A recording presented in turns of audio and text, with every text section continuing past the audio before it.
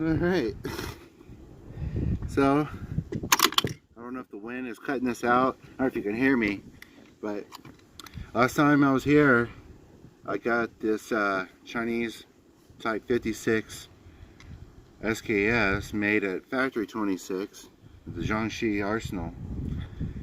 And then I happened to find this. It's also Chinese Type 56 made at Factory 26 in the Jiangxi Arsenal. So they're not quite the same, but I think that's why I got this one. I didn't quite know what the heck I had with this. I knew it wasn't a Yugo, it wasn't an Albanian or East German or Russian.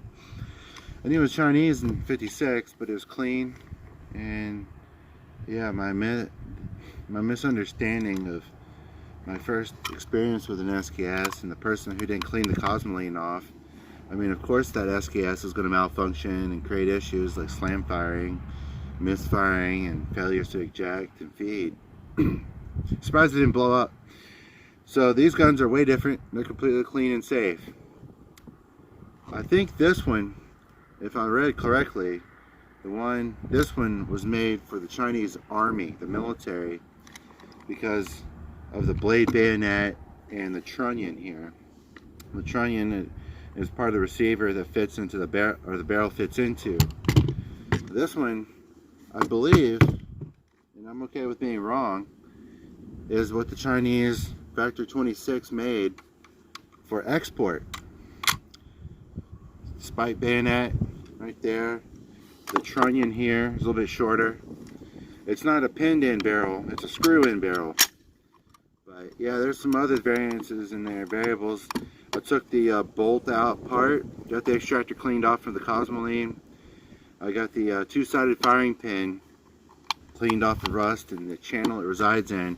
I got a little chopstick on a drill and some hops number 9, and I cleaned that bad chicken out and put a 22 brush in there that was old and probably needed to die anyway to clean out the firing pin channel. So there's a spike bayonet on that.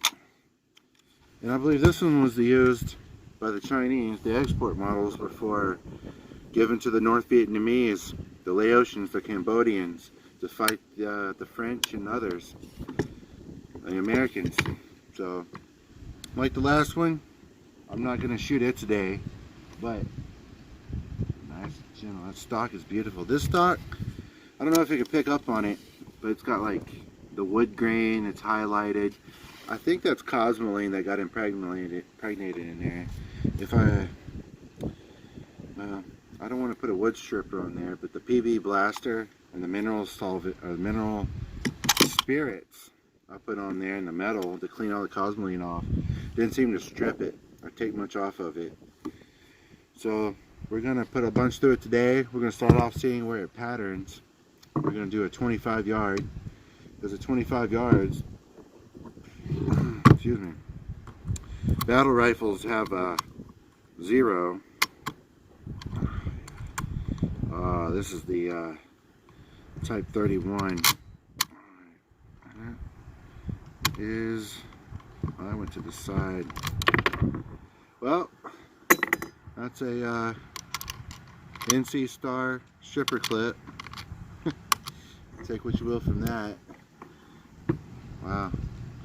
Started off with the variable that couldn't go wrong, and it went a little sideways, but got most in there. 6 or 7. Let's see where this patterns. First shots.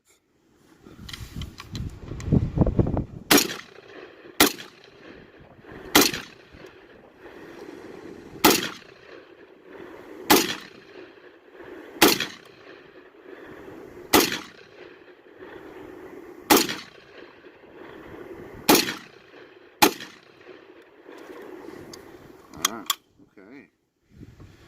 Yeah. Let's put, I don't know where this stripper clip came from, but it's from a different manufacturer than NC Star. Wow. Alright. Open up on that can.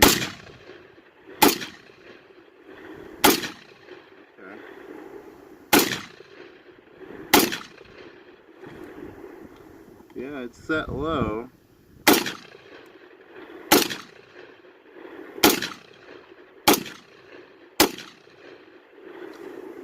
Huh. Let's try another stripper clip. I've done stripper clips in Mausers and Mosin Nagants.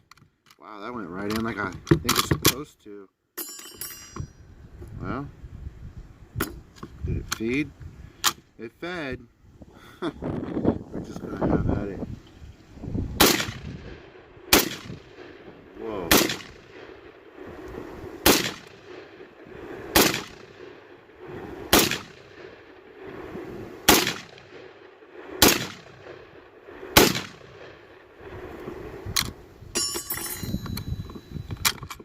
Oh, communist M1 Garen thumb. Okay. Got a little communist M1 Garen thumb. That's basically what an SKS is. Just the integrally magazine fed clip. Feeds the mags, mags feed the gun. Wow. Yeah, we're getting hot. And that was the whole point. Me coming out here. I'm a couple more in here. Then I want to start out with the rusty crusties.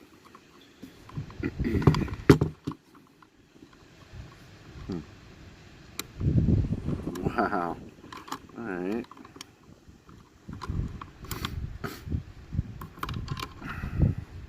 Oh, that didn't feed down. Okay, that just fed around.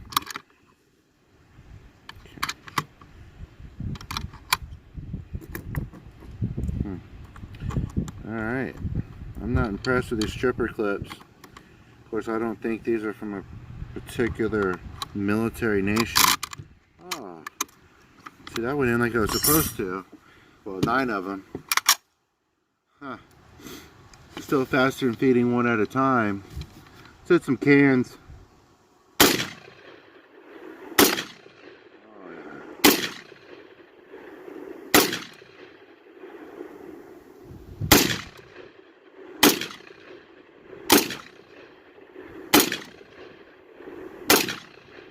Wow, it's a windy day.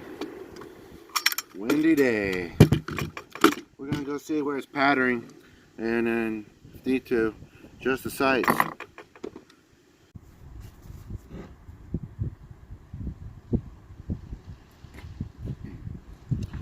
Well, turns out the gun is spot on. 25 yards. Oh. 25 yards is good. Battle rifles like this, and AK and the M4, you sight them in at 25 yards. Then you can have them come back down their trajectory at around 150, or in the case of the 5.56, back down at 200 yards for a 0. That way you have 6 inches of up or down when you aim center mass with a battle rifle. But 25 yards is also pretty convenient.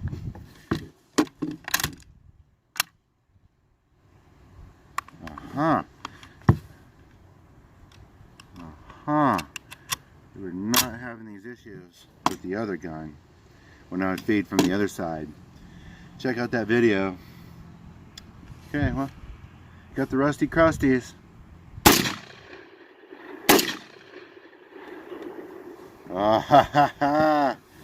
Double feed.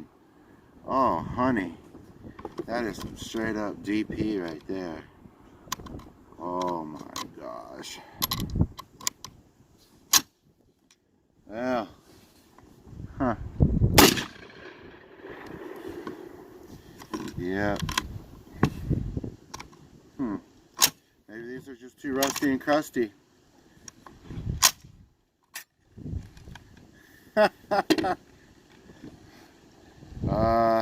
Okay.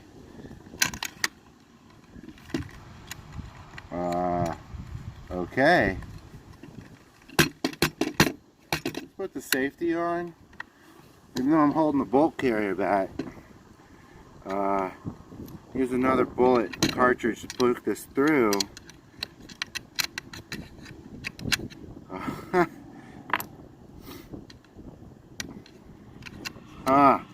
Wow. Wow. Okay, nothing fed. Wow. Alright. I don't want to mark up the bluing on the inside of the finish.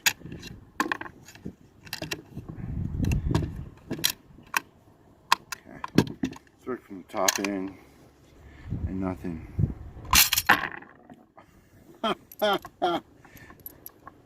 Wow. Okay.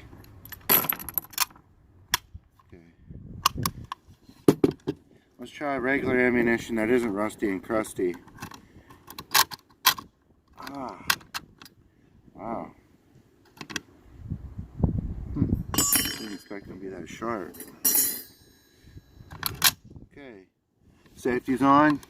But that don't mean too much from the SKS, because the SKS trigger assembly, the sear is at a negative engagement. So there's tails and word that if you drop it, even flicking the bayonet like that could set it off.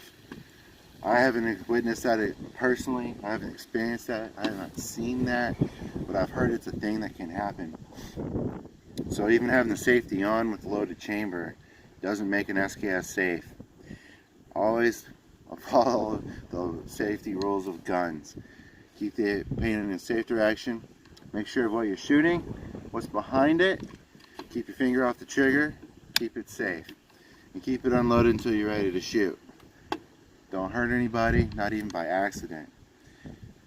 You know, and with an SKS, there's some known failure points. If you don't clean the Cosmoline out, and the Cosmoline in this barrel, I got a picture if you're on Instagram and you check it out, but I pulled a plug of Cosmoline out of the barrel that was about 5/6 the length of the gas tube. I mean, it came out of the barrel, but it was that long. Oh, you got to clean these guns if you know you're going to buy one and shoot it. If you're collecting, it's still a good idea to go ahead and clean it. Huh. I just noticed something. Let me get some bullets downrange. I'll show you. Oh, wow.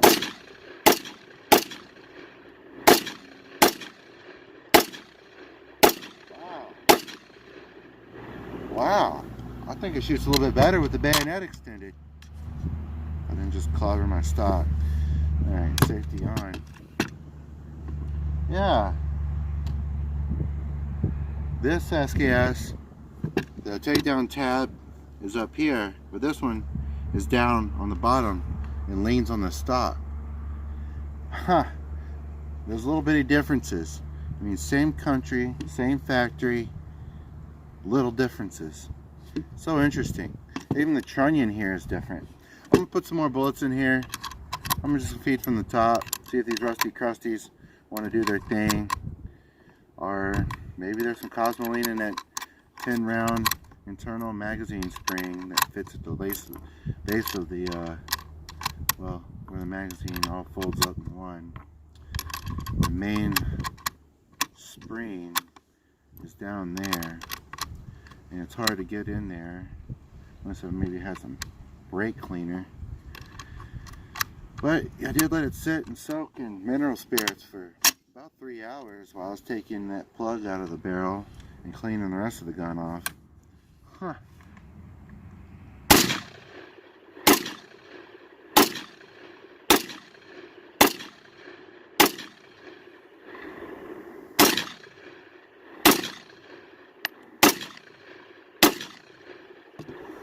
Well, that sure is fine. Oh yeah. I want to get this SKS nice and hot, nice and warm, toasty. I wanted like last time where I got that one smoking hot.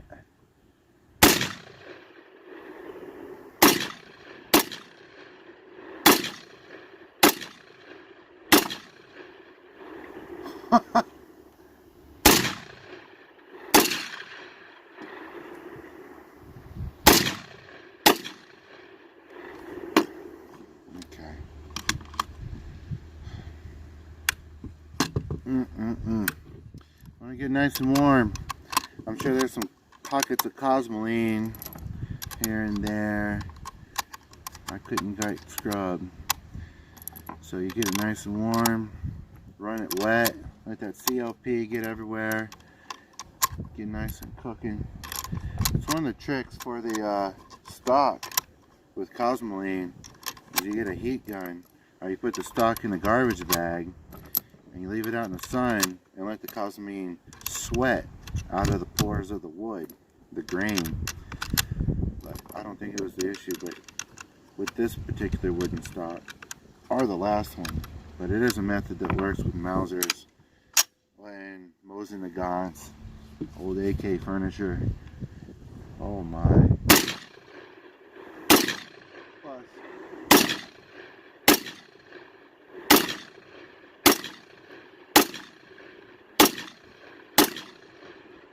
wow.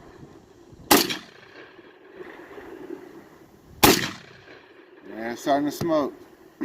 Plus, it's just fun. Make sure it runs nice, crusty, rusty ammo, reliably, because a lot of this corrosive ammo is going to be some rusty crusty that you have to clean up afterwards. And that's part of the fun. You can get these Cosmoline soaked, painted, dipped, and caked on firearms. You're going to have to expect to make it safe to shoot. So you either want to take it to gunsmith, a buddy you know like me, who loves cleaning guns even when they're clean. Oh, that's that issue. I see it rearing its head. I've never heard of double feeds. Ah, that might fix it. We'll find out.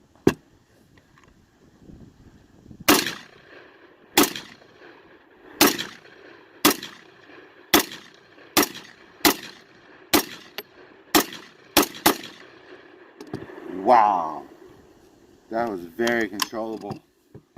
I'm shooting at cans this size downrange. Went by a free prowl on the way to the range the other day. I didn't shoot all my cans, but I'm able to just accurately put and drill that can right there. You can't see it. Oh me. So you want to make your gun safe, clean it off, clean the firing pin off, soak everything in mineral spirits, the bolt carrier, the bolt, the trigger, group, the magazine. I took the bayonet apart and put the spring and its little locking lug in there too. The recoil spring back here, the dust cover. I call it a receiver cover. The dust covers usually cover the open action or open parts of an action. But tomato, tomato. Let's have some fun. Okay.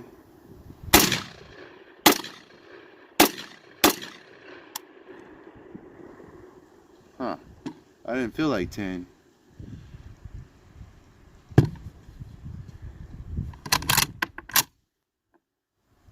Okay. Well, we'll just leave that alone.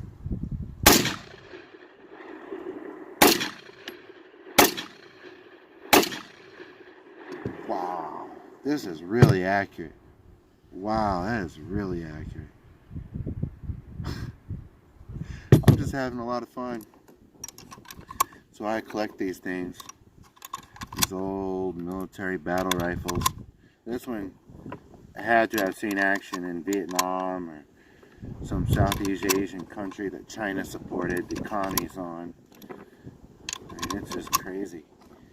The Chinese would use these SKSs as rifles and use AK-47s as submachine guns, which, you know, is what it is. I'm not going to comment on their decisions, but I will say it was unique.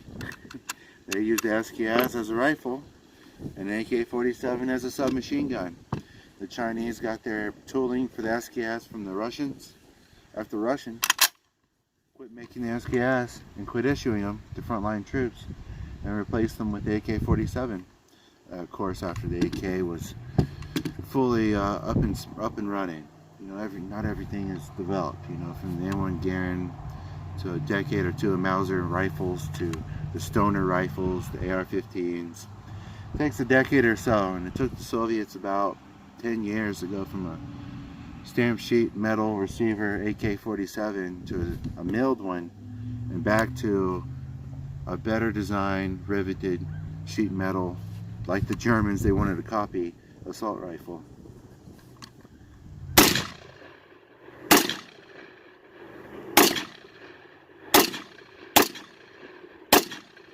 Wow, I am chewing that up.